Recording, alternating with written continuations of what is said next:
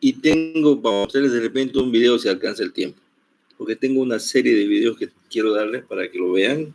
Con eso vamos a consolidar todo lo que es la espectrofotometría. Y ahí concluimos. Entonces, por eso vamos a comenzar con la colorimetría. Es el primer tema. Es el primer tema que debimos verlo por el comienzo, cuando hablamos de colorimetría, antes de ver espectrofotometría. Pero de todas maneras, es cortito, pero no es necesario que lo vean. La colorimetría es la ciencia que mediante el número, una vez cuantificado, operar con ellos y deducir características de los colores mediante mezcla.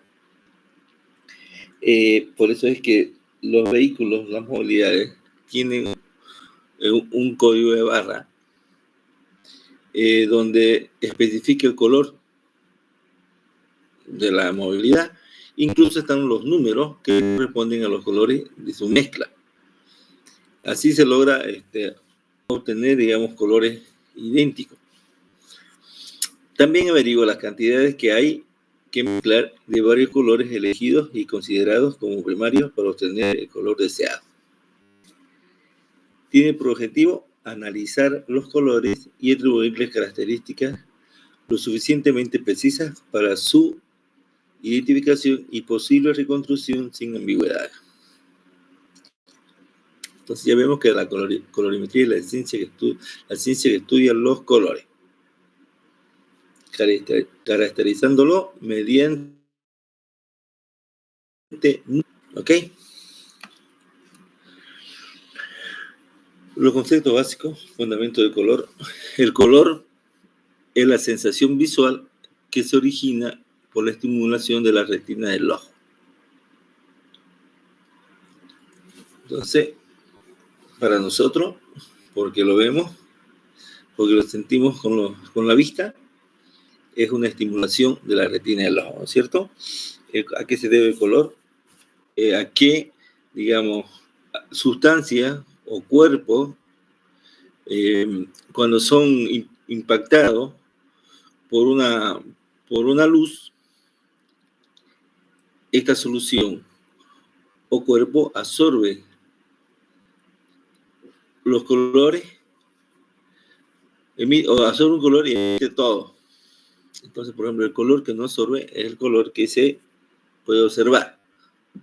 Por ejemplo, el rojo absorbe el rojo y emite todos los colores menos el rojo. El blanco, la luz blanca, emite todos los colores. El negro absorbe todos los colores, por eso es que es negro. Por eso es que el color negro es caliente y el color blanco es más fresco, ¿cierto? El atributo está asociado con la longitud de onda dominante en una mezcla de onda de luz. Si hablamos de una onda dominante, estamos hablando de un color de una longitud de onda.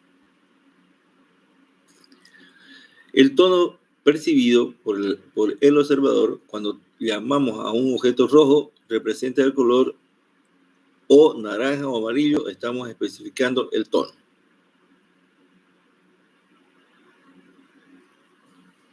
La saturación se refiere a cómo de puro es el color, es decir, cuánto blanco se mezcla con él. Se parte del color blanco hasta llegar al color totalmente saturado. La claridad implica la noción que percibimos de la intensidad de la luz en un objeto reflectante, es decir, que refleja la luz, pero no tiene luz propia. El intervalo de claridades está comprendido entre el blanco y el negro, pasando por todos los grises. El brillo se usa en lugar de la claridad para referirse a la intensidad percibida por un objeto con su propia luz, emitida y no reflejada, tal como una bombilla, el sol. Y reflexión es un proceso a través de un medio homogéneo encuentra en su camino una superficie. Este se refleja en ella. Tal fenómeno es conocido como reflexión regular o especular. La ley de Lambert-Wiebe nos dice que la fracción de luz incidente que es absorbida por una solución es proporcional a la concentración del soluto y al espesor de la sustancia atravesada. Entonces, la absorbancia es igual a la concentración del soluto y al espesor. Para que sea igual tiene que haber un símbolo de igualdad que es la sortividad. La ley de Beer, la absorbancia de una sustancia o especie está directamente relacionada con la concentración. Cuando hablamos de la ley de Lambert, la absorbancia está relacionada directamente con el ancho de la cubeta. Y la ley de Lambert de Beer relaciona el ancho de la cubeta con la concentración. Como el ancho de la cubeta y la sortividad, entonces la relación entre la absorción está directamente relacionada con la concentración.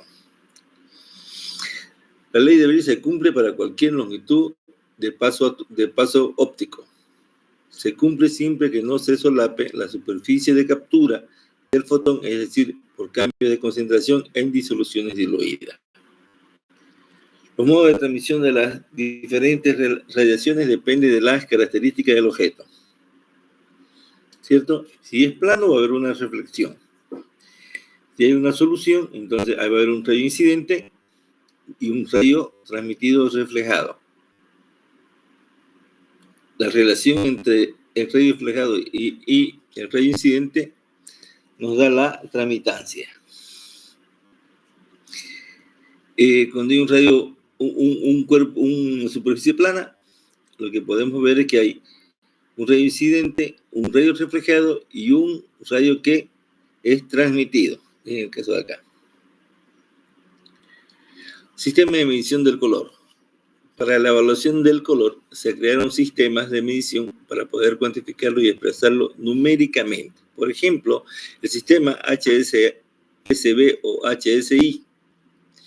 El color se describe con ayuda de 3 magnitudes: longitud de onda, luminancia.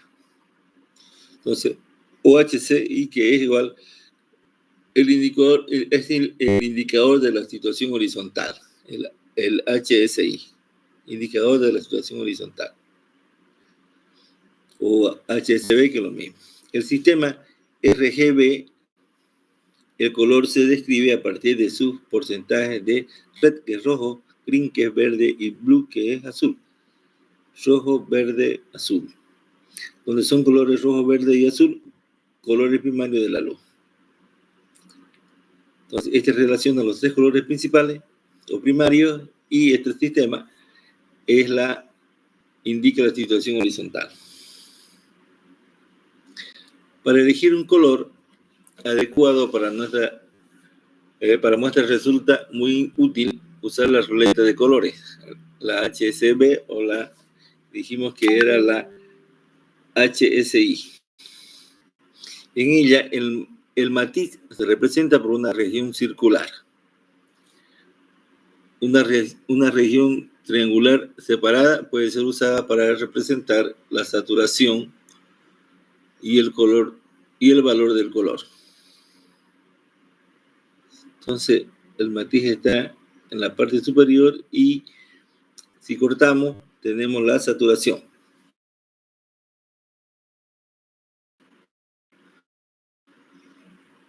Normalmente, el eje horizontal del triángulo denota la saturación. O sea, la saturación va del centro para afuera. Mientras que el eje vertical corresponde al valor del color. Entonces, el valor del color. De este modo, un color puede ser elegido a tomar primero el matiz de una región circular y después seleccionar la saturación y el valor del color deseado de la región triangular.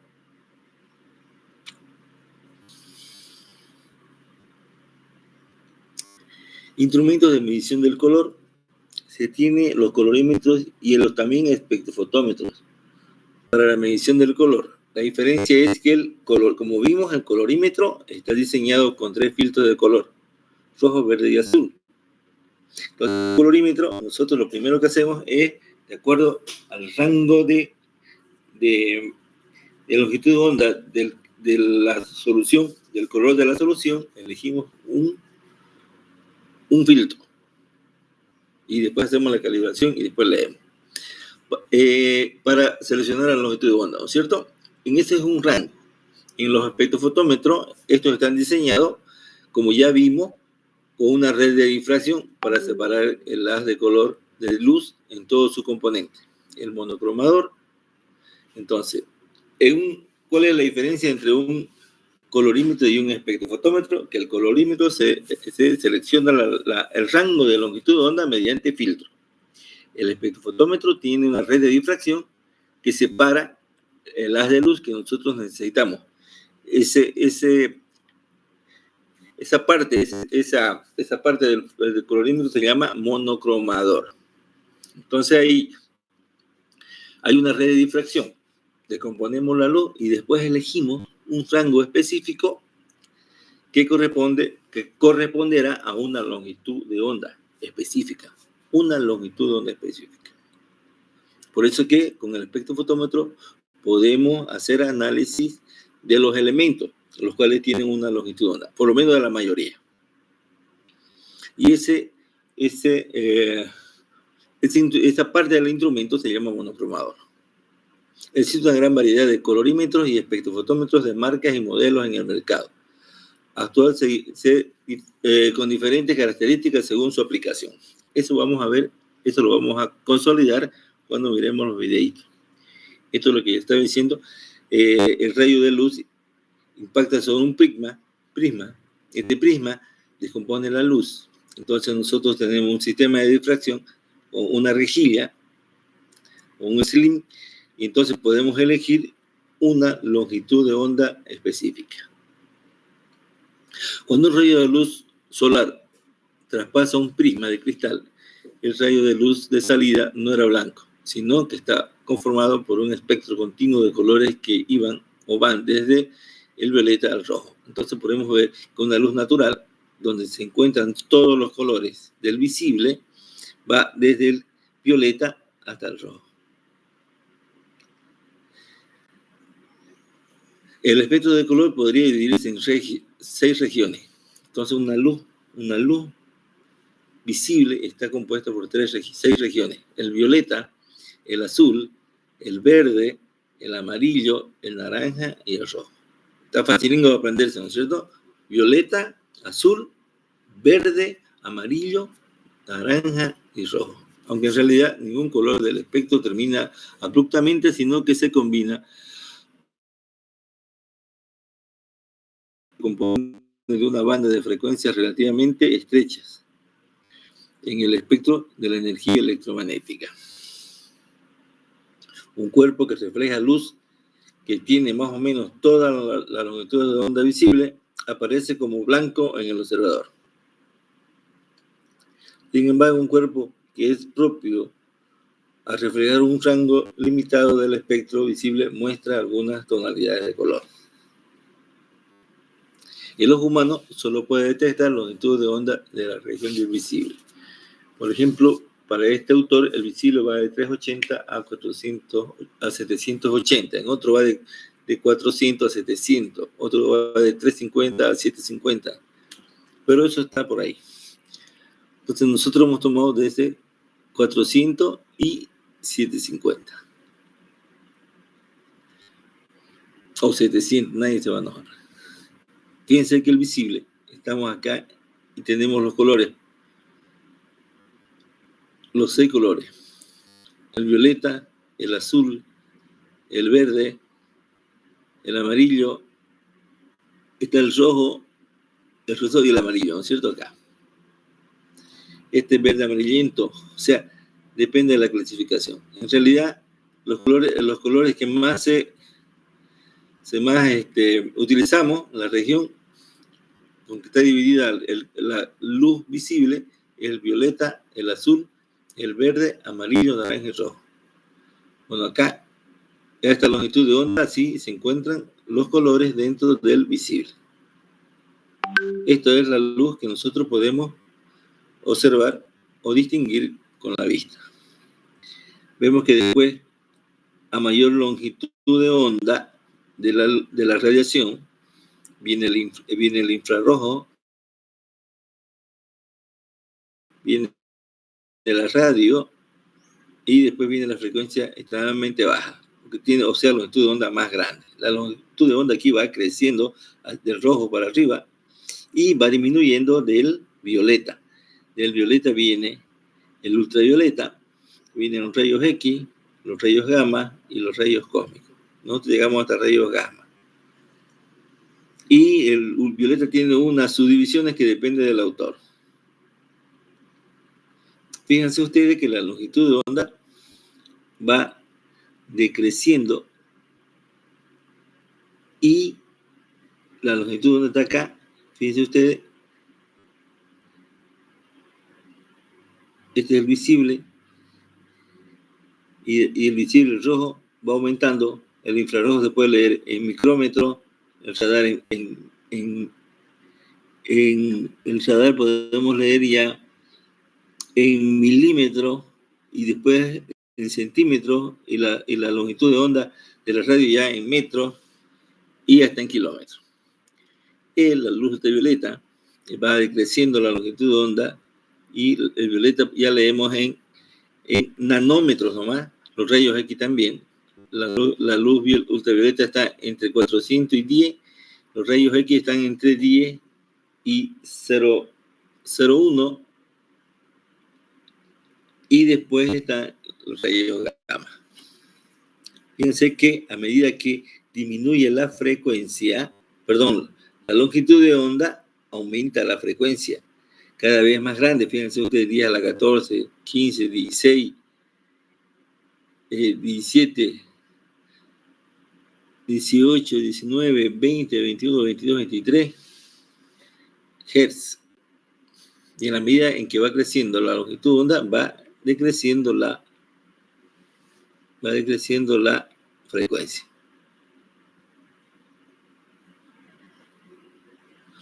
A pesar de que el espectro es continuo y por lo tanto no hay cantidades vacías entre uno y otro color, se puede establecer la aproximación mostrada en un cuadro, ¿no es cierto? Entonces ya hace rato vimos que los colores eran de la luz visible: violeta, azul, verde, amarillo, naranja y rojo, pero no hay un color específico, un color puro. El color que le corresponda a una sola longitud de onda se clasifica como un color puro. Estos otros colores, esta clasificación, solamente son rangos. Por ejemplo, el violeta está entre 380 y 450.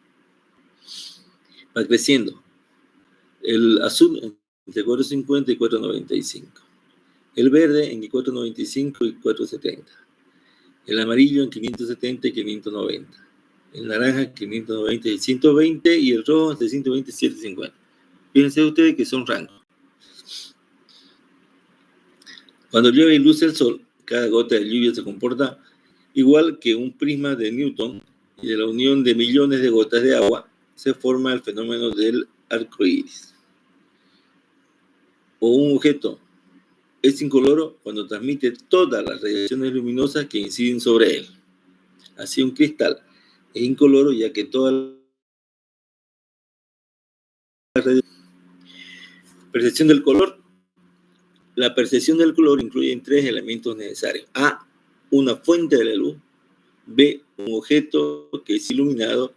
Y C, un observador. No hay otra cosa, ¿no? Tiene que haber una fuente de luz primero, tiene que haber un objeto que debe ser iluminado y un observador que tiene que ver para poder la diferencia. Entonces, está la fuente de luz quieto y un observador, que somos nosotros. La luz es una forma de energía, fuente de luz, la luz es una forma de energía y se propaga en forma de ondas electromagnéticas. Entonces la luz es una onda de energía y se propaga en forma de onda electromagnética. El objeto Las radiaciones de iluminación son modificadas por el objeto mediante el proceso físico como la transmisión, reflexión, absorción y dispersión. Las proporciones relativas de estos procesos dependen de las características del material, como su forma, espesor, longitud, composición química, etc. Dependiendo de la composición química, van a absorber o van a reflejar la luz. El observador, los detectores comunes de la luz y el color son el ojo, el sistema nervioso y el cerebro. Fotocolorímetros y fotoeléctricos. Los fotocolorímetros fotoeléctricos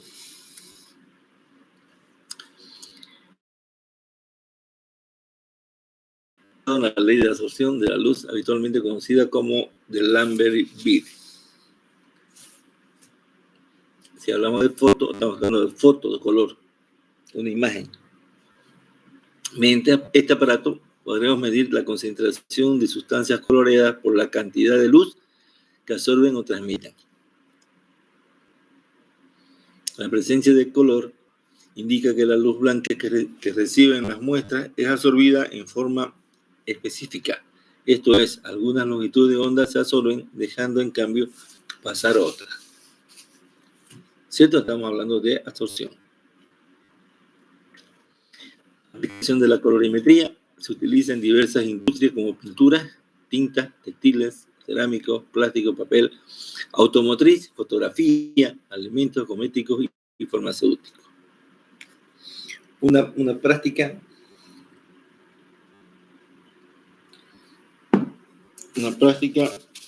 es, por ejemplo, la coloración que tienen, digamos, las bebidas no alcohólicas, como decir la soda. Por ejemplo, la Coca-Cola tiene un color característico que tiene que mantenerse. Tiene una coloración específica. Entonces, cuando hay, y ellos es uno de los parámetros que controlan en su control de calidad.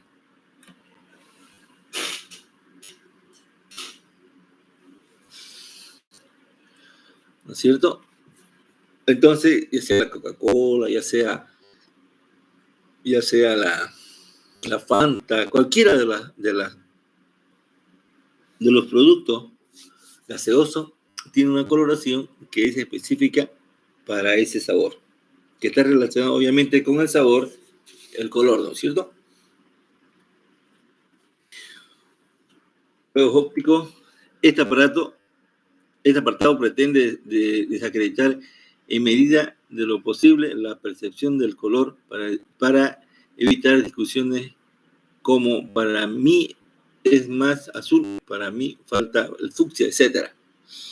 En las artes gráficas existen herramientas de precisión en las que tenemos que confiar mucho más que nuestra percepción personal. ¿Cierto? Por ejemplo, si alguien ve las líneas perfectamente horizontales, pues lo son. Pero nosotros tenemos la sensación de que, por ejemplo, aquí es más ancho, aquí también es más ancho, por la posición de los colores, pero son exactamente paralelas. Son líneas horizontales. Aquí los círculos son exactamente del mismo tamaño. Si nosotros nos podemos a mirar, si miramos rápidamente, siempre tenemos la sensación que este es más pequeño que este porque está rodeada de círculos más grandes. Igual esta, como esta es más grande y los círculos son más pequeños, uno tiene la sensación que esta sea más grande que esta de acá de la izquierda, pero en realidad ambas son del mismo tamaño. Conclusiones: la colorimetría ha avanzado en diferentes áreas industriales y su campo de uso están creciendo a la par con los técnicos industriales. El color fue un color importante al caracterizar una forma cualitativa, ya que cuando se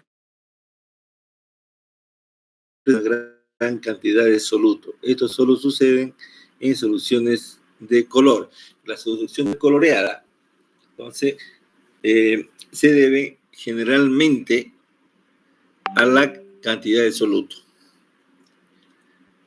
Otras son coloreadas con sustancias solo que le dan color, pero también está relacionado el color con la cantidad de soluto que le estamos agregando, solamente para que adquieran color. En cualquiera de los casos, una se debe naturalmente al color, por ejemplo, de una fruta, de un jugo, por ejemplo, que se debe al color de la fruta, de la uva, por ejemplo, ¿no es cierto? Entonces, del durazno. Pero en algunos casos, nosotros también podemos encontrar los mismos colores diluyendo alguna sustancia que colorea el agua, por ejemplo. Entonces, también ese color se logra dependiendo de la concentración, en este caso del soluto, que va a ser el color que estamos utilizando. La percepción del color para cada persona es diferente, ya que intervienen factores como el tipo de luz, las características físicas del objeto y las condiciones del observador. Hasta ahí es todo esto lo que tengo de colorimetría. Ahora vamos a ver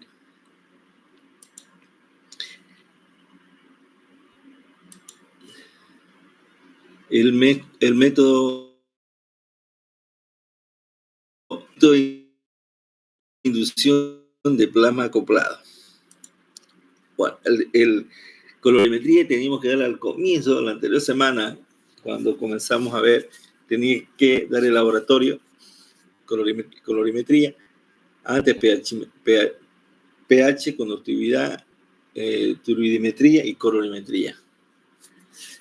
Ese era el primer día de laboratorio, pero como ya nos adelantamos, entonces yo me adelanté un poquito para que veamos colorimetría. Vimos en el espectro de la luz, vimos en espectrofotometría, vimos todo lo que es el visible, de 400 a 700 nanómetros. También hablamos que estos espectrofotómetros actualmente vienen con un rango más ancho, que incluso vienen desde el UV hasta el infrarrojo, abarcando cierto rango, por ejemplo, dice UV visible, quiere decir que viene de 250 más o menos, 250 nanómetros hasta unos 800 o 900 nanómetros. Generalmente viene UV visible, quiere decir que viene partecita del ultravioleta hasta todo el visible, 800 nanómetros, 700, 800 nanómetros. Otros son visibles IR, infrarrojo, pero tampoco hasta 800, 900 nanómetros. Después vimos el infrarrojo, ¿no? Los equipos de infrarrojo que miden, por ejemplo, longitud de onda desde 700 hasta 1.000.000 de nanómetros. No, 0,7 micrómetros hasta 1.000 micrómetros. Aprovechando que la luz infrarroja es la que excita la molécula, ¿cierto? Entonces, al excitar la molécula la hace vibrar, y de acuerdo a las características de las moléculas, entonces nosotros podemos, una vez conociendo el tipo de enlace que tienen las moléculas, podemos elegir longitud de onda y leemos concentración de un compuesto ya conocido. Primero, espectro de longitud de onda respecto a, por ejemplo, tenemos un espectro de la luz infrarroja de un compuesto. Vamos a ver un compuesto conocido. Por cada compuesto conocido vamos a tener un pico, entonces sabemos que se refiere a cierto compuesto que tiene cierto enlace. Después podemos identificar, ya identificado con esa longitud de onda, podemos cuantificar la concentración del compuesto presente. En este caso tiene que ser orgánico. Dijimos que había diferentes tipos de vibración. Entonces también hay compuestos orgánicos que podemos leer en el infrarrojo, como también podemos leer en el ultravioleta. Después vimos el ultravioleta. Entonces vimos que desde 400 a 10 nanómetros se encuentra el ultravioleta en sus diferentes también divisiones de cercano, mediano y lejano. Y también podemos hacer mediciones de concentraciones conociendo la longitud de onda. Ciertos elementos también se leen en el ultravioleta, la concentración. En estos tres tipos de espectrofotómetro, lo que diferencia solamente es la longitud de onda o el espectro, digamos, ¿no? Uno es en el visible, otro es en el infrarrojo, otro es el ultravioleta. Lo que se diferencia es la longitud de onda. Los equipos son parecidos. Obviamente cada uno tiene sus características específicas por el tipo de radiación que vamos a utilizar. Radiación luminosa, ¿no es cierto? O la RAM.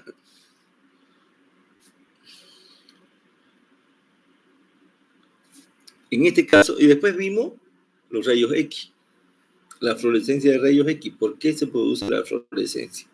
Porque, ¿cómo es que funciona un rayo X? Por ejemplo, vimos que al incidir una luz de longitud de onda más pequeña, por ejemplo, puede ser ultravioleta, rayos X o rayos gamma, en este caso rayos X, al incidir sobre una superficie, hacemos esa energía, esa luz de alta energía hace que un electrón de una capa interna salga de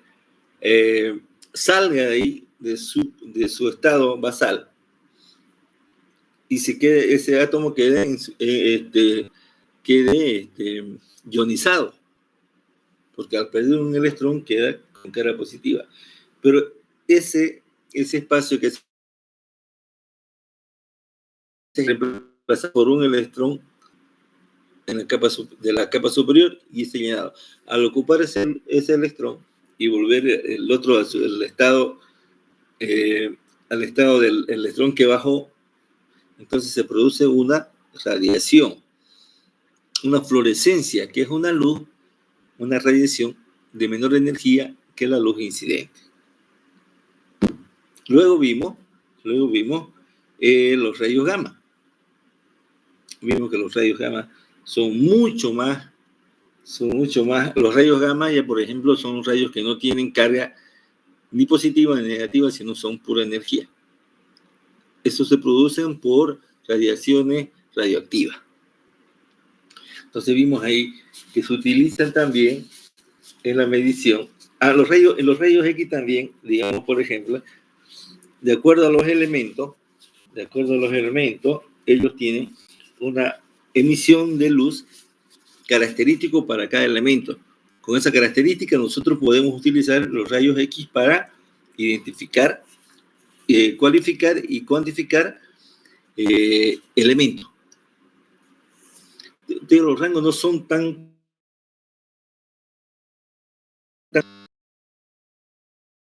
pero no hay rango todavía demasiado pequeña, cantidades más pequeñas. Después estamos hablando de los rayos gamma. Vimos que los rayos gamma, aparte de ser energéticos, son más difíciles de manejar, pero se utilizan en la actualidad. Por ejemplo, los rayos gamma se utilizan en la desinfección de instrumentos quirúrgicos, se utiliza en la soldadura para la detección, para ver si las soldaduras están. Es una radiografía, es como una radiografía, pero de rayos gamma, para ver cómo son las soldaduras. Eso estamos hablando para controlar un control de calidad de soldadura. Ustedes saben que, por ejemplo, en los sistemas de traslado de gas, digamos, gas de hidrocarburo, gas natural, entonces todas las cañerías, todas las uniones son soldadas. No hay unión que vaya rosca, porque la presión puede que se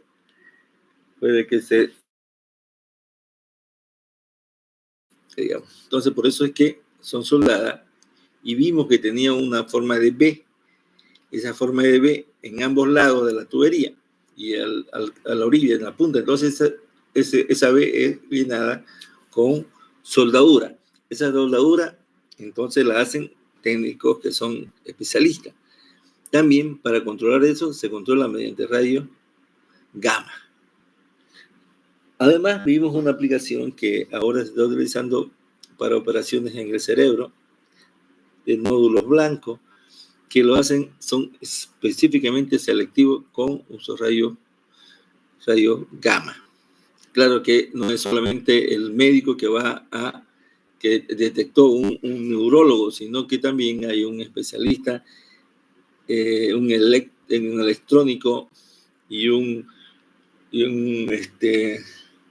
informático para que va regulando la cantidad de energía que el médico va utilizando para sacar ese tumorcito que hay, digamos, en el cerebro. Son los cuchillos gamma. Ahora, lo último que nos falta ver es el método de inducción de plasma acoplado. ICP por su nombre en inglés. ICP. Y se relaciona con su nombre en otra carrera. Bueno. Entonces, el método ICP, el método analítico de inducción de plasma acoplado,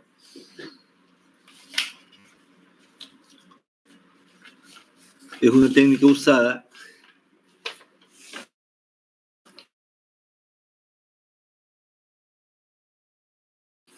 para detectar las trazas de metales en muestra. De trazas de metales. No vemos que la inducción de plasma acoplado.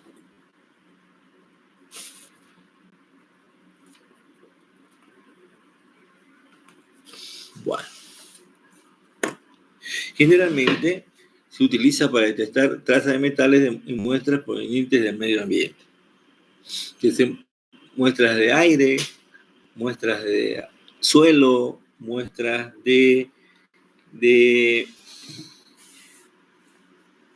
traza de elementos en muestras de vegetales.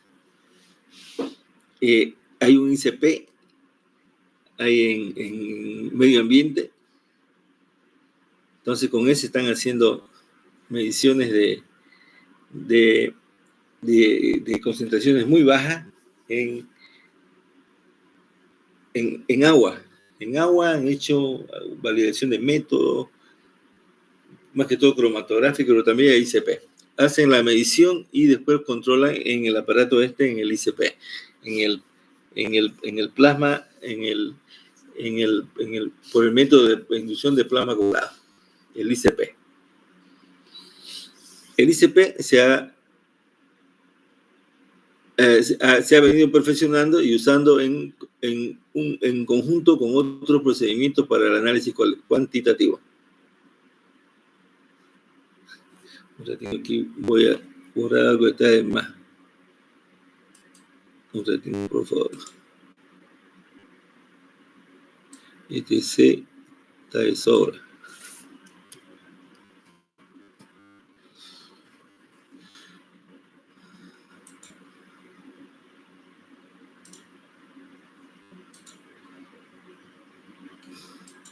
Bueno, es un espectrofotómetro igual, pero que está acoplado a un espectrofotómetro. El ICP está acoplado a un espectrofotómetro que hace la lectura para cuantificarlo. Bueno, el objetivo del ICP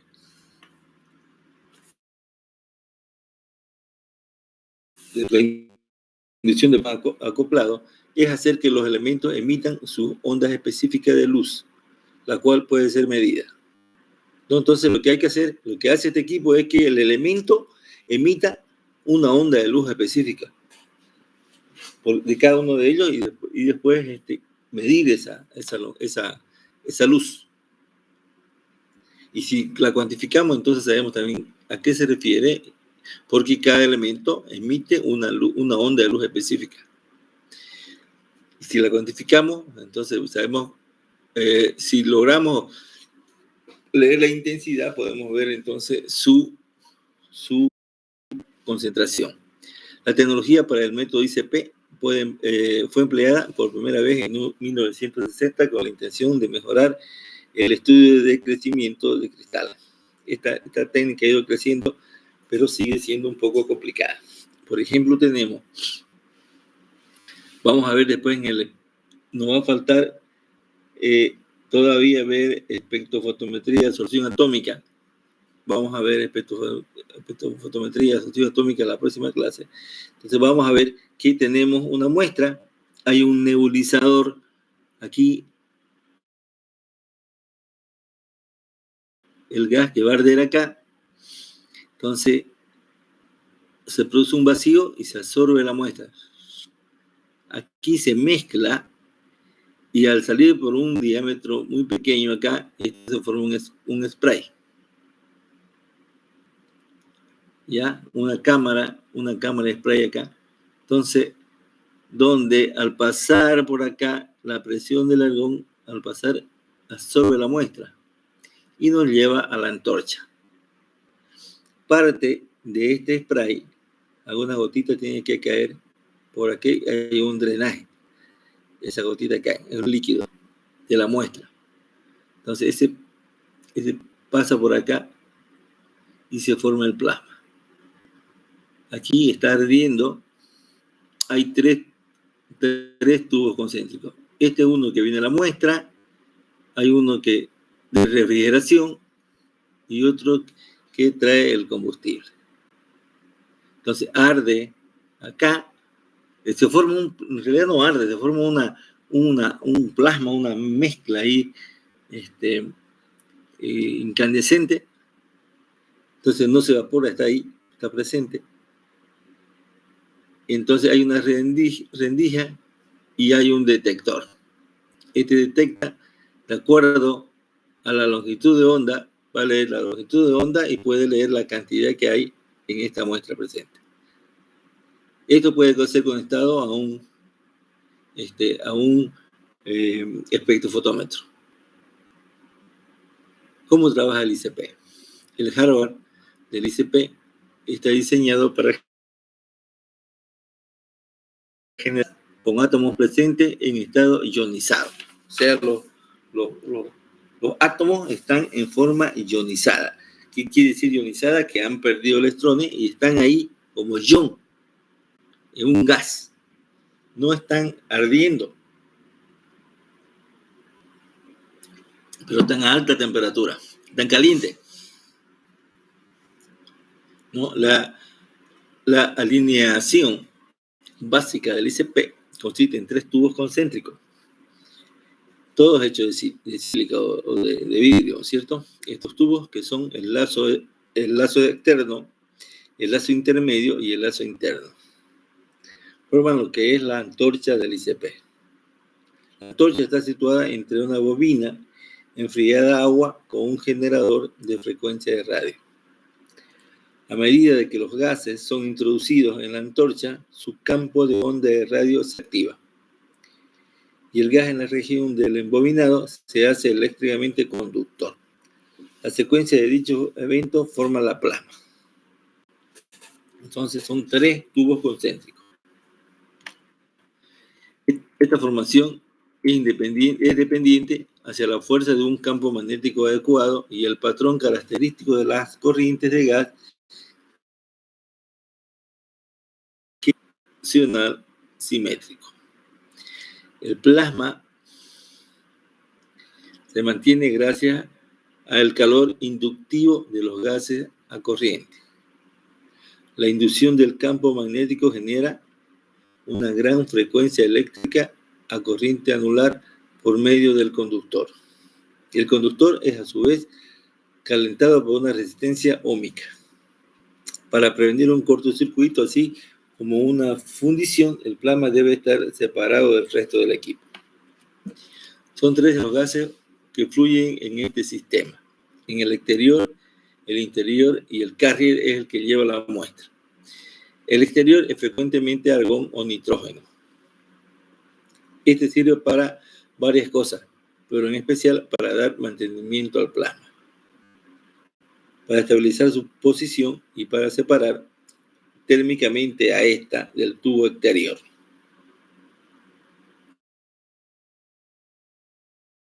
El argón se utiliza como el gas intermedio y como el gas de Carrier.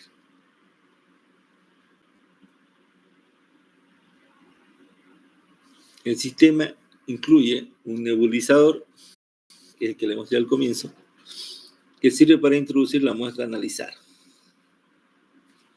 Entonces, aquí se produce la nebulización, la polarización.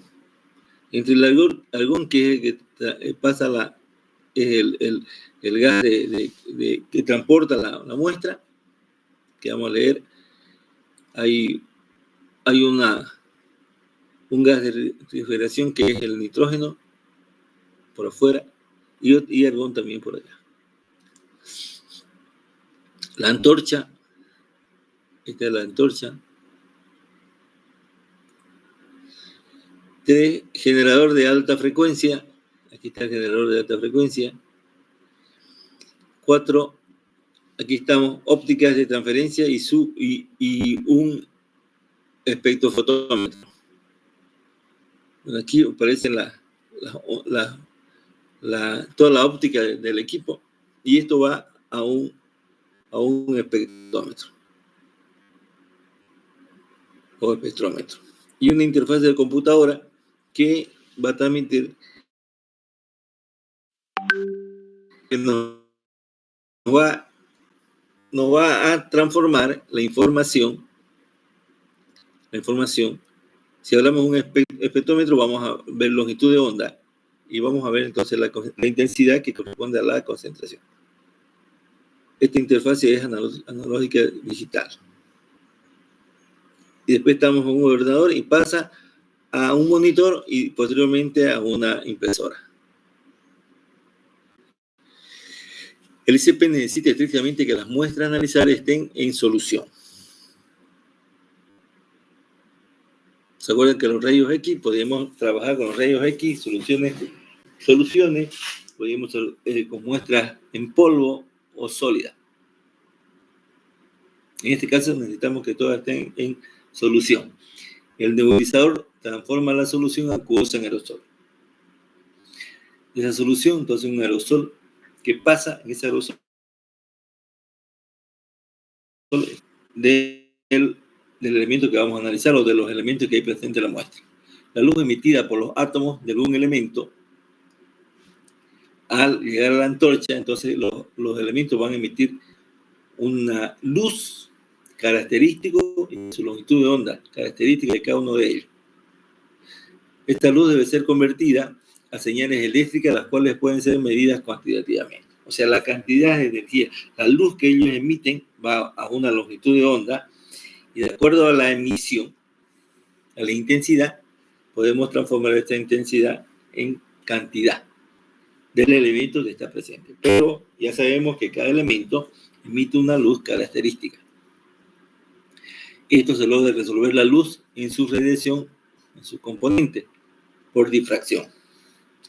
Se mide la intensidad de la luz con un tubo fotomultímetro y el largo de la onda de cada elemento. Entonces, cada elemento vamos a leer la longitud de onda, porque ellos emiten una luz característica. Entonces, hay que leer la longitud de onda de cada uno de ellos. Y la intensidad nos da la cantidad del elemento que estamos analizando. La luz emitida por los iones o los átomos en el ICP son convertidas a señales eléctricas por el fotomultímetro en el espectrómetro. La intensidad de la señal del electrón es luego comparada con la intensidad medida previamente de una concentración conocida del elemento y una concentración es archivada.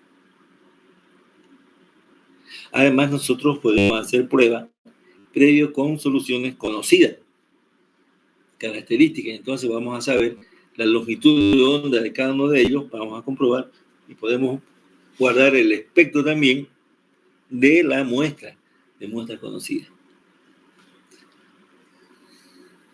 Por eso dice la intensidad de la señal de la señal del electrón es luego comparada con intensidades medidas previamente de una concentración conocida del elemento y una concentración archivada.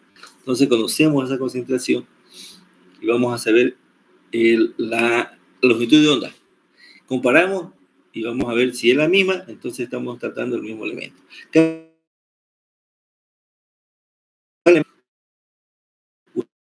Usado para su análisis, pero claro está que la selección de la mejor línea de la aplicación analítica requiere de experiencia acerca de las ondas de la inducción de plasma acoplado.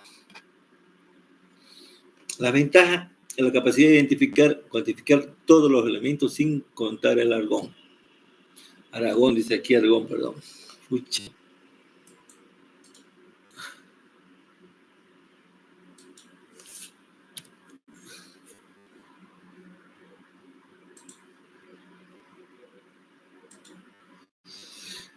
Ondas de variada sensibilidad disponibles para la determinación de cualquier elemento. Entonces, cualquier elemento podemos encontrar solo sabiendo su longitud de onda, o lo vamos a caracterizar. El método de inducción de plasma acoplado es conveniente para todas las concentraciones, incluyendo niveles de ultratraza a mayores componentes. Entonces, a concentraciones bien bajas podemos leer con este método. Por eso que se utiliza para análisis medioambientales, porque las concentraciones, o para alimentos, porque las concentraciones son muy bajas. Me refiero a las concentraciones de elementos. Por eso elementos traza. ¿Qué es un elemento traza?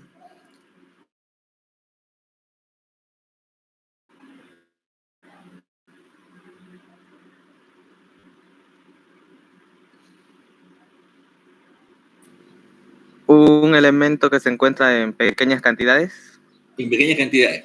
Algunos de ustedes ubiquen, mientras yo siga hablando, el elemento traza para que dé el concepto y todo lo tengamos. Ya, son concentraciones bajas, concentraciones muy bajas, difíciles de cuantificar. Por eso están, por ejemplo, cuando se aplican los fertilizantes, cuando se aplican fertilizantes, estamos aplicando, ¿cuáles son los componentes de un fertilizante? No importa si le pelan. Potasio, los químicos que lo componen, a veces amoníaco igual a potasio. Urea. La urea. Ya, entonces la urea es un componente proveniente de gas natural que lo sacamos de ahí, ¿no es cierto? Primero la amoníaco y después hacemos urea. Pero los componentes, la urea es un básico de un fertilizante, son NPK. Nitrógeno, fósforo, potasio. NPK. Para siempre ya se van a acordar que los fertilizantes son NPK, nitrógeno, fósforo, potasio.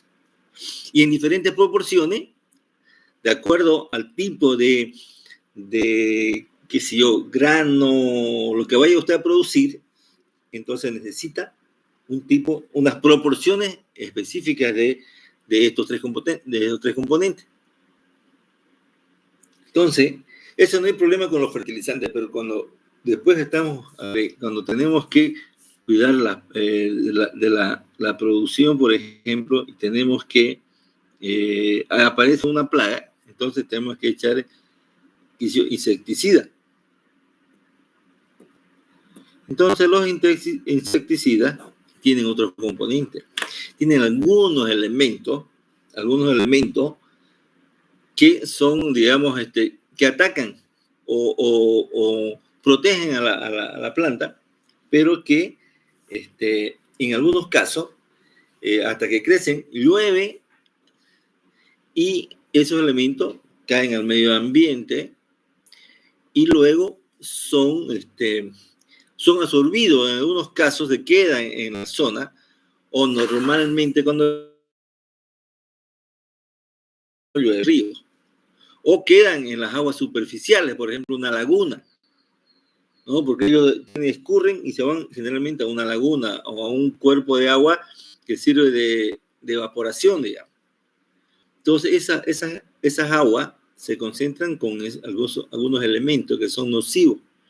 Entonces, ¿qué se hace? ¿Qué se hace, digamos, en medio ambiente? Se toma esas muestras, esas aguas que uno cree, porque esas aguas tienen una vida propia. Tienen especies que viven, digamos, son aguas que duran todo el año, en una laguna, un lago. Entonces hay especies que se desarrollan por años. Entonces son propias. Pero a veces cuando la contaminamos o ponemos en riesgo, entonces ya aparecen los análisis, los estudios, y entonces vamos a buscar esos microcomponentes que son las trazas de elementos. ¿Alguien construye que era una traza? Con Z, ¿no? Viene siendo todo componente que se encuentra en una proporción menor al 1000 partes por millón o 0.1%. Sí, ok. Estamos hablando ya de concentración. Por eso 0.1%, estamos 1000 partes, y eso 1000 partes por millón es harto, hartísimo. Es 1 miligramo por litro. Menor a 1000 partes por millón. A 1000 partes, ¿no ves? 1000 partes por millón. O sea, sigue siendo, digo, alto en términos de análisis. De análisis de trazas es alto ese valor. Entonces, hay valores que, por ejemplo,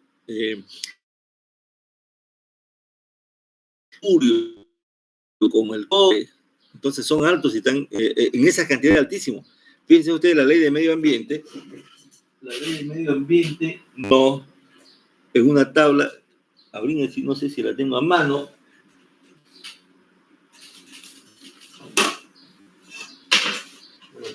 Pero yo prometo sacarle una fotocopia, o ustedes busquen la ley de medio ambiente, en la parte hídrica hay unas tablas de valores, y fíjense ahí que hay una clasificación del agua A, B, C, D. Entonces fíjense que la A, las concentraciones son bajísimas. Aguárdenme un ratito.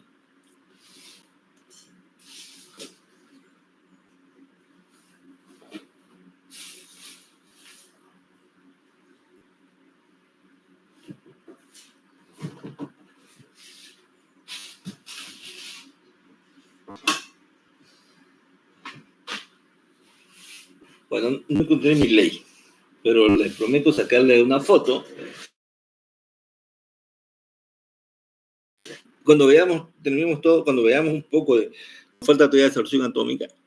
Cuando veamos la solución atómica, vamos a ver, ahí vamos a leer pues concentraciones, por ejemplo, le voy a decir, en la relación concentración versus absorbancia, por ejemplo, absorbancia versus concentración, en el eje de las X está la absorbancia y en las Y la absorbancia y en las X la concentración, ¿no es cierto? Y hablamos de la concentración de máximo rango lineal.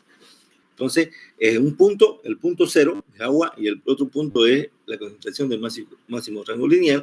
Trazamos una línea y después dijimos que preparamos soluciones intermedias para ver la linealidad, la respuesta del equipo con respecto a la linealidad. Como es real, entonces tenemos que estar seguros nosotros que preparamos nuestras soluciones bien.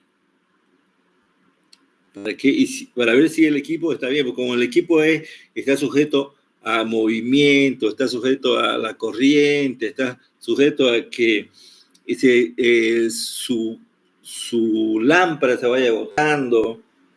Entonces hay muchos valores muchas variables que pueden afectar su medición. Entonces nosotros siempre leemos, por ejemplo, la concentración del máximo rango lineal.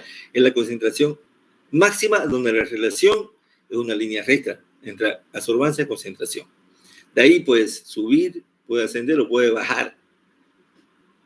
Entonces, pero ese rango lineal, esa concentración de máximo rango lineal a veces es 5 partes por millón, 3 partes por millón. Entonces es bien baja. Entonces cuando hablamos de 1000 partes por millón, imagínense, estamos lejísimos, es una concentración altísima para entrar dentro de mi curva. Entonces, si está así, nosotros cuando vamos leyendo, vamos a ver que está muy alta, hacemos diluciones. Entonces, hay que buscar el factor de dilución.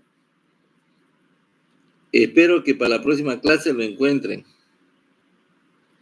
Por ejemplo, si yo tengo un ml de muestra más un ml del diluyente, que en este caso puede ser agua, sobre el diluyente, el volumen del diluyente, entonces esto va a ser igual a 2, ¿no es cierto? 1 más 1, 2, entre 1, 2. Ese factor de dilución, entonces quiere decir que lo disolví 50%, ¿no? Entonces, si me entra dentro de mi curva para poder leer, entonces yo leo y después al final multiplico mi resultado por 2. Algunas veces tengo que tomar 0,5 ml de muestra, diluirlo, qué sé yo, con la formulita de factor de dilución podemos encontrar fácilmente las veces que tenemos que multiplicar nuestro resultado, ¿no? Entonces, ve que ese valor de 1000 es alto. Pero hay otra definición, la tienen que buscar, que no da valores. Bueno. Ondas de variada sensibilidad disponibles para la determinación de cualquier elemento. Esa es la ventaja. Entonces, cualquier elemento puede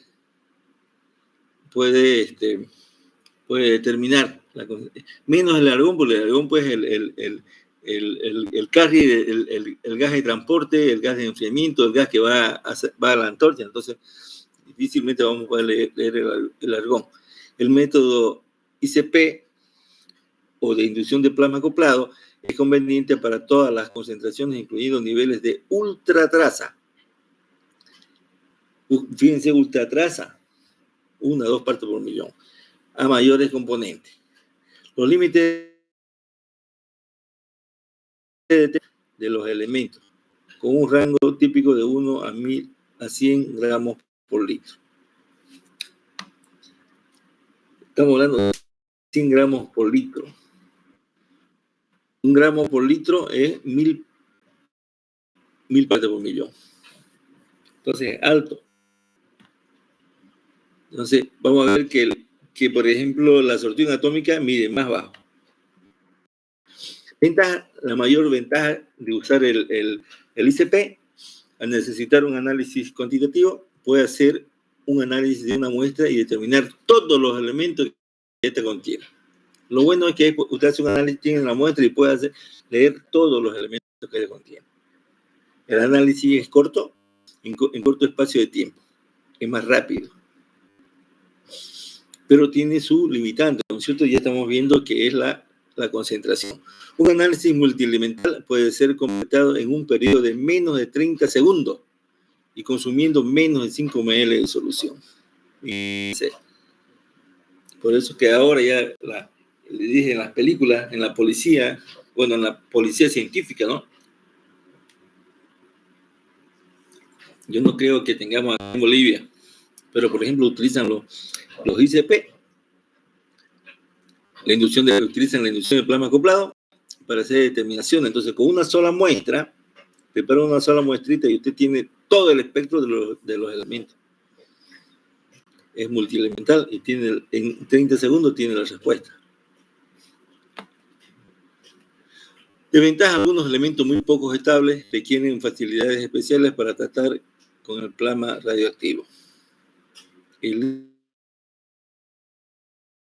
Los halógenos necesitan ópticas especiales para analizar las pequeñísimas ondas. Estamos hablando de los no metales. Aplicaciones se puede usar para el análisis cuantitativo en las siguientes áreas: materiales naturales como rocas, minerales, tierra, aire sedimentado, agua, tejidos de plantas y animales. En el área de geoquímica, mineralogía, agricultura, forestación, cría de animales, ecología química, ciencias ambientales, industrias alimenticias, distribución y purificación de agua para identificar sulfuro, boro, fósforo, titanio, circonio, que no se pueden identificar por el método de AAS, que es espectrofotometría de absorción atómica, que es lo que nos falta ver.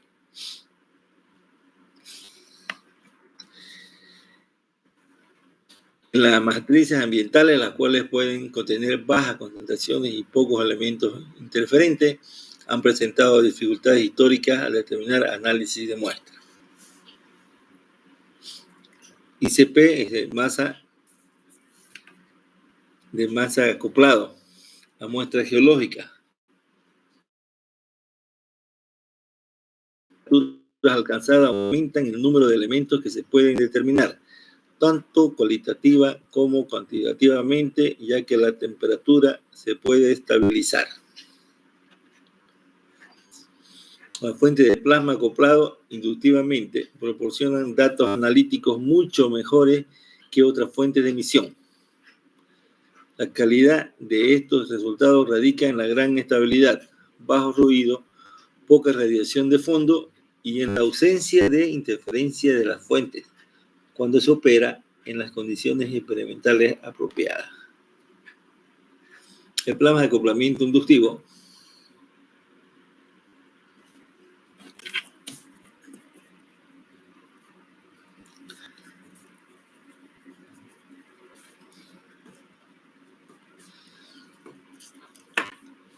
ICP,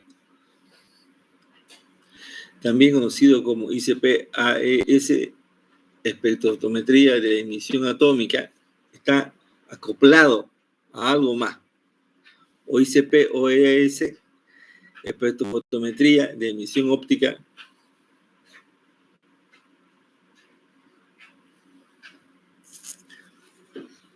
Se utiliza para analizar simultáneamente muchos elementos y en niveles tan bajos como 1 a 10 partes por millones, o ppb. Estamos hablando, si hablamos de ppb, estamos hablando de partes por billón. 1 millón es 10 a la 6. 1 billón es 10 a la 12. Se utiliza en una gran variedad de análisis como el de alimentos y bebidas, el metálico, el farmacéutico, el geológico, el hidrológico y el de cemento. El ICP funciona usando un plasma de argón en el que se inyecta una muestra líquida atomizada. La muestra se ioniza en el plasma y los iones emiten luz a diferentes longitudes de onda características que posteriormente se miden. Entonces, con todo lo que vimos, en resumida cuenta, el plasma de acoplamiento inducido funciona usando un plasma, ¿no? De argón en el que se inyecta una muestra líquida atomizada. La muestra se ioniza en el plasma y los iones emiten luz a diferentes longitudes de onda. Ondas características que posteriormente se miden. Entonces, la emisión de luz a diferentes longitudes de onda, nosotros la vamos a caracterizar. Eso es lo que hace el plasma de acoplado de inducción.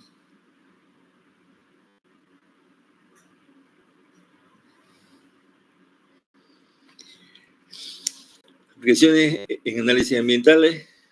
El método AAS ha sido acoplado para determinar metales por la EPA bajo el método de 610, es el método de la EPA, el 6010, perdón. Este describe la determinación simultánea o secuencial multielemental de los elementos por el ICP-AAS.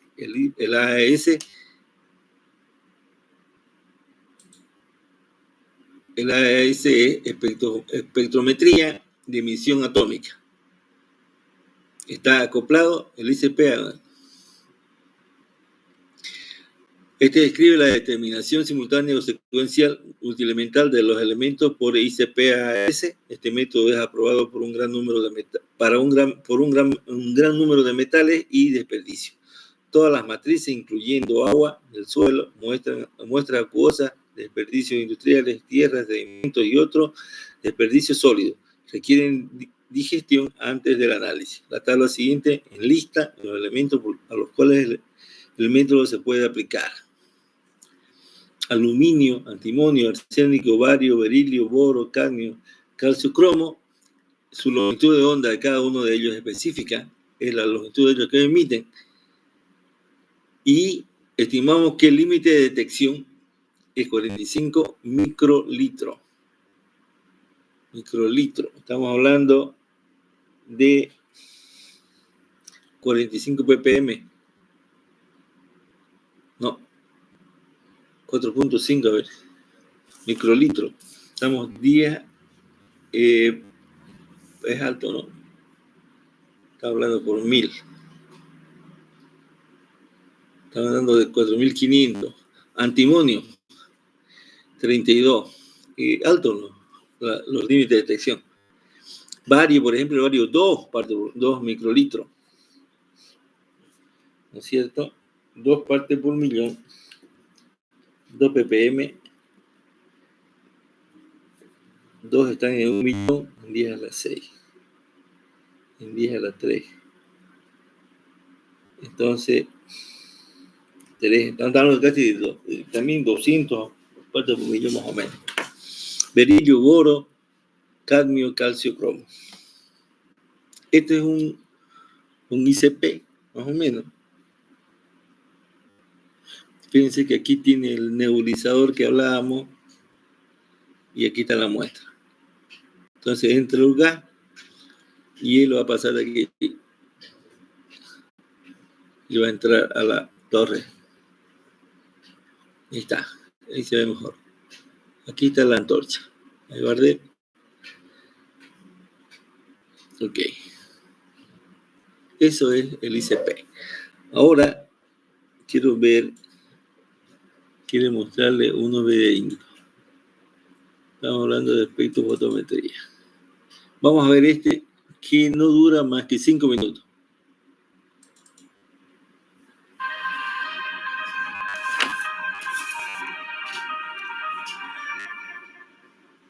Hola, bienvenido a mi canal. Mi nombre es Mary y hoy vamos a hablar acerca de la luz. ¿Qué tanto sabes de la luz? ¿Se escucha? Sí, se escucha, ingeniero. ¿O quiere que le dé más volumen? Y después le voy a pasar el link para que ustedes lo tengan. Todos sabemos que tenemos fuentes de luz natural. El sol es la principal fuente de luz natural. Y también tenemos fuentes de luz artificial, aquella que es creada por el hombre, o sea, por nosotros. Pero, ¿alguna vez te has preguntado qué es la luz? Por ejemplo, cuando tú prendes un foco en tu casa, ¿qué consigues ver? Tú consigues diferenciar objetos en formas, en tamaños y en colores. La luz es una onda electromagnética que se encuentra formada por fotones. Muy complejo. Déjame describírtelo. Voy a dibujar una onda. Aquí te estoy mostrando una representación gráfica de una onda. Estas ondas pueden ser observadas. Por ejemplo, cuando tiras una piedra al agua, las ondas viajan en la superficie del agua. Pero a diferencia de estas ondas que se forman en el agua, la luz no necesita del agua para propagarse, porque la luz es una onda electromagnética, o sea, presenta un campo eléctrico y un campo magnético. Y las ondas electromagnéticas no necesitan de ningún medio para propagarse, es decir, esas ondas están viajando en el vacío. La velocidad con la que se propagan las ondas, te la voy a dejar aquí.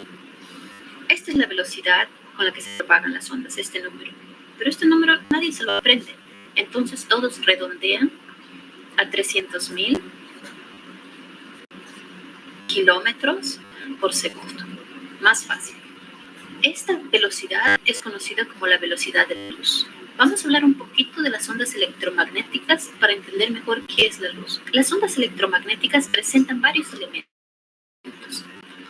Los más importantes son estos de aquí, los que te estoy mostrando ahorita. La amplitud, la frecuencia, la velocidad, la longitud de onda. Estas ondas también llevan una energía que va a depender bastante de la frecuencia.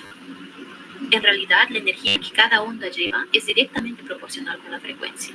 O sea, mayor energía, mayor frecuencia. Según esa frecuencia, las ondas son clasificadas en un grupo conocido como espectro electromagnético. Este grupo aquí, mira que te estoy mostrando. Este grupo de aquí son simplemente ondas, pero cada onda presenta una diferente longitud de onda, una diferente frecuencia. Por lo tanto, la energía va a ser diferente. Por ejemplo, los rayos gamma presentan una frecuencia bastante alta. Significa que la energía es bastante alta también. ¿Pero qué tiene todo esto que ver con la luz? De este conjunto de ondas electromagnéticas, lo que nosotros conocemos como luz está aquí, mira, visible, luz visible. Y la luz visible son ondas electromagnéticas que tienen una longitud de onda determinada, que es alrededor más o menos de 400 a 700 nanómetros. También tienen una frecuencia determinada. Y son aquellas ondas que nuestros ojos recepcionan, porque nuestros ojos son receptores de ondas. Eso es lo que básicamente nosotros vemos. En realidad, nosotros a la luz lo observamos como colores. Te voy a hacer un experimento. Mira, ¿qué color estás viendo aquí? Yo veo azul. Supongo que tú también estás viendo azul. Lo que nuestros ojos perciben son ondas que se presentan en esta vibración. Ahorita las ondas que tus ojos están percibiendo están teniendo esta frecuencia aquí, por eso es que tú estás percibiendo esto de color azul. Igualmente aquí con el rojo, la frecuencia de las ondas es esta de aquí. Y ahí percibimos varios colores en el rango entre más o menos 400 y 700 nanómetros. ¿Okay? Esta luz también presenta propiedades. Sabemos que la luz refleja, la luz también se difracta, la luz interfiere y lo más importante, la luz presenta una propiedad que se llama refracción. Ahora, para resumir, la luz es una fracción de esta energía total que es emitida por el Sol. Decimos que el Sol es la principal fuente de luz natural y el Sol en realidad emite todas estas ondas aquí. Todo este espectro electromagnético es emitido por el Sol. Tú cuando vas a la playa generalmente usas protección UV, ¿cierto? Porque el Sol está emitiendo esas ondas aquí. Sin la luz no habría fotosíntesis, sin la luz no produciríamos vitamina D. Y gracias a la luz hoy vemos todo tipo de avances tecnológicos. Bueno, espero que este video te haya gustado. Si es así, te invito a que te suscribas a mi canal y nos vemos en el próximo video, ¿ok? Bye.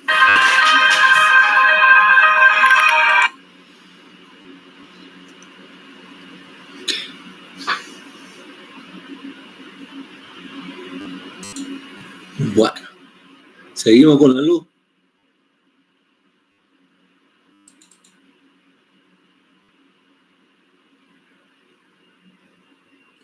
Este igual es cortito.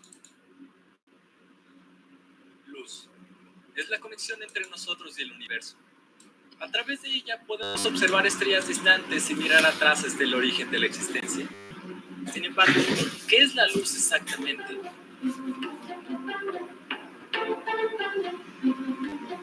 De manera breve, la luz es la forma de energía más pequeña que puede ser transportada.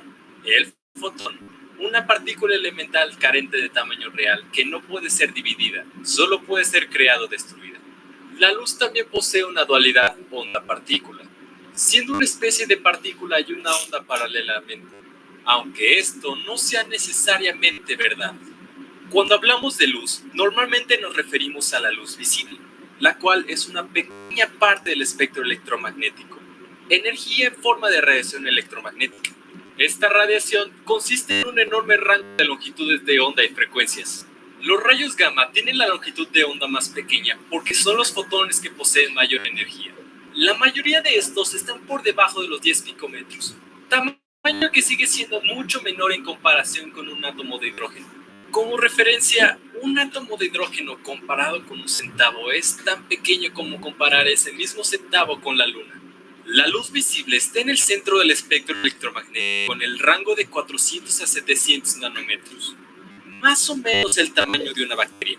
En el otro lado del espectro, las ondas de radio pueden ser de hasta 100 kilómetros en diámetro, mientras que las ondas más grandes que conocemos llegan a tener una longitud de entre 10.000 hasta unos impresionantes 100.000 kilómetros, mucho más grandes que la Tierra.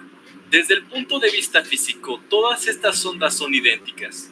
Todas tienen una dualidad onda-partícula y viajan en c, la velocidad de la luz. Simplemente lo que varía son sus frecuencias. Entonces, ¿qué hace que la luz visible sea especial? En realidad, absolutamente nada. Simplemente resulta que evolucionamos unos ojos que son buenos en registrar exactamente esta parte del espectro electromagnético. Esto no es mera coincidencia tampoco.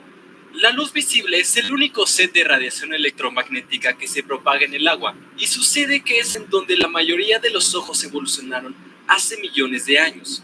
Y fue una jugada inteligente, porque la luz no solo interactúa con la materia, también es alterada por ella y puede ser utilizada para obtener información del mundo que nos rodea con casi ningún retraso, que sin duda resulta ser una herramienta útil para las Un gran rango de ondas electromagnéticas son creadas cuando los átomos o moléculas caen de un estado alto de energía a uno inferior, lo que significa que pierden energía y la emiten en forma de radiación. A nivel atómico, la luz visible es creada cuando un electrón de un átomo en estado excitado cae a un estado inferior y pierde este exceso de energía. De la misma manera, la luz entrante puede elevar un electrón a un estado más alto de energía al absorberla. Macroscópicamente, el movimiento de la carga de un electrón crea un campo magnético oscilante, el cual crea un campo eléctrico oscilante perpendicular a él. Estos dos campos se mueven a través del espacio transfiriendo energía de un lugar a otro, llevando información del lugar de su creación con ellos. ¿Y por qué de entre todas las cosas en el universo la luz es la más veloz de todas? Cambiemos la pregunta. ¿Cuál es la forma más rápida de viajar en el universo? Es c. Exactamente 229.792 metros por segundo en el vacío, 1.000 millones de kilómetros por hora. La radiación electromagnética simplemente es así de rápida. Cualquier partícula que no posea masa viaja en c sin ninguna clase de aceleración. La luz liberada por una vela no acelera hasta alcanzar la velocidad de la luz. En el justo instante de su creación, su velocidad ya es c. Sin embargo, ¿por qué c, la velocidad de la luz, es finita? Bueno, nadie sabe. Nuestro universo simplemente está construido de esta manera. No hay una respuesta inteligente para esto. Entonces, la luz es parte de un espectro, una partícula elemental que también se comporta como una onda y es propulsada por dos campos perpendiculares viajando a la velocidad límite del universo, permeándolo, permitiéndonos ver sus elementos, colocando entonces nuestra existencia en perspectiva.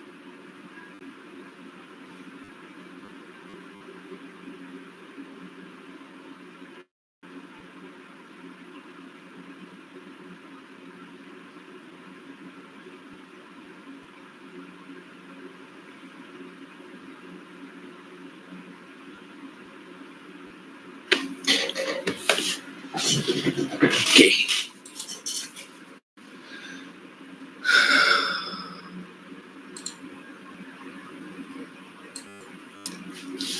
¿Quieren seguir viendo? A ver, acá dura 6 minutos más.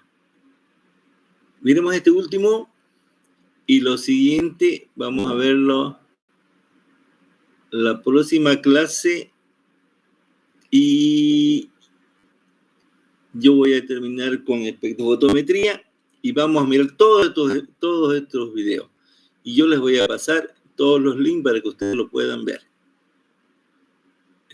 Este que nos falta. Este más veremos.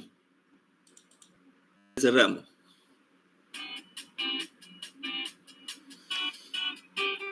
Bienvenidos. Para comprender mejor este tema, le voy a bajar el brillo a nuestro fondo. Ahora sí, comencemos. La luz del Sol viaja en forma de ondas, de las cuales podemos ver una parte, pero otra porción mayor de esas ondas es imperceptible por el ojo humano. Hoy hablaremos del espectro electromagnético. Para ello, debemos remontarnos en la historia, a fines de 1600, cuando Isaac Newton, mediante un prisma de vidrio, dejó pasar un pequeño haz de luz blanca. Notó que esta luz se separaba en muchos colores, como el arco iris, y nombró a este fenómeno espectro. Casi un siglo y medio más adelante, El científico William Herschel, basado en el experimento de Newton, midió la temperatura de los colores del espectro y comprobó que las ondas rojas transportan más calor que las violetas. Pero lo revolucionario de este experimento fue cuando colocó el termómetro al lado de la luz roja y descubrió que la temperatura era mayor. Como se encontraba al lado del color rojo, lo llamó infrarrojo y pudo comprobar empíricamente que existen formas de luz que no son visibles por el ojo humano. Este descubrimiento abrió el campo para muchas investigaciones que permitieron descubrir otros tipos de ondas, como las de radio, que son utilizadas principalmente para transmitir información, como las radio AM y FM, los celulares, los televisores y muchos medios más. Las microondas, que son utilizadas en antenas, radares, satélites para telecomunicaciones y en un uso más cotidiano para cocinar y calentar los alimentos. El espectro visible, que comúnmente llamamos luz, son las ondas a las que nuestros ojos son sensibles y, como vemos, es una parte muy pequeña del espectro electromagnético. Seguimos por la luz ultravioleta, cuya aplicación es en el campo de la medicina para desinfección y esterilización, para revelar las marcas ocultas en billetes, documentos importantes e investigaciones forenses. Los rayos X, que son capaces de atravesar cuerpos opacos y se utilizan, por ejemplo, en medicina para obtener radiografías. Los rayos gamma. Este tipo de ondas se generan en fenómenos astrofísicos de mucha violencia, como la explosión de una estrella, y también de forma controlada en los reactores de energía nuclear. Ahora volvamos a los rayos infrarrojos. En la actualidad son utilizados en los controles remotos para transmitir órdenes y datos, en las fibras ópticas, lámparas para tratar dolencia, entre otros. ¿Recuerdan cuando hablamos de los Kelvin y el cero absoluto?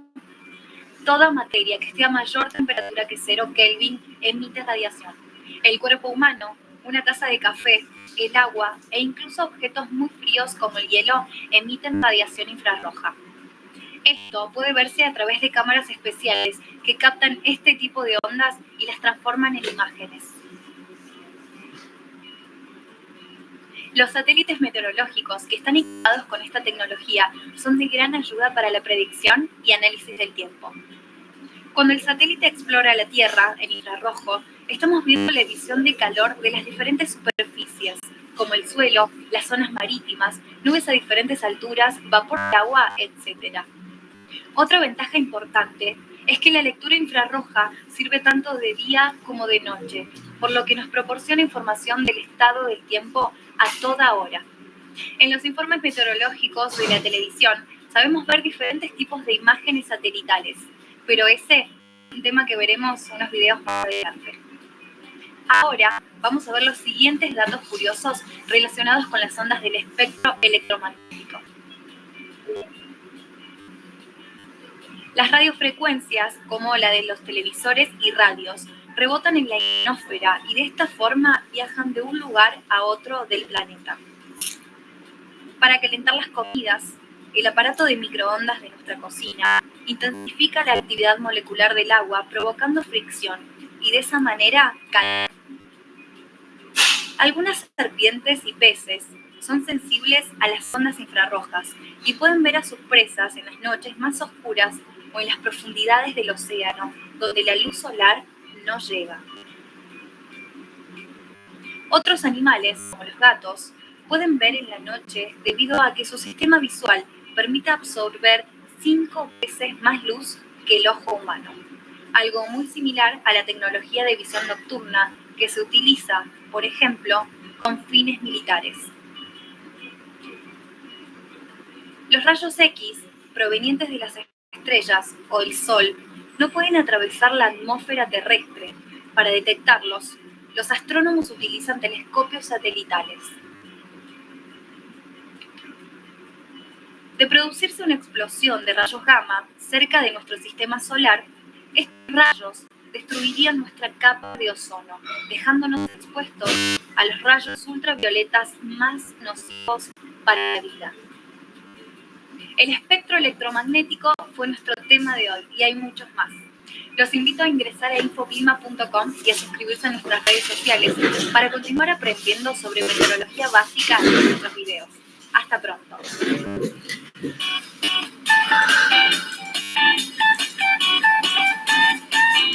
Ok. Entonces vimos 3 videitos ahora para que no se me duerman. La próxima, vamos a ver respecto a fotometría. Respecto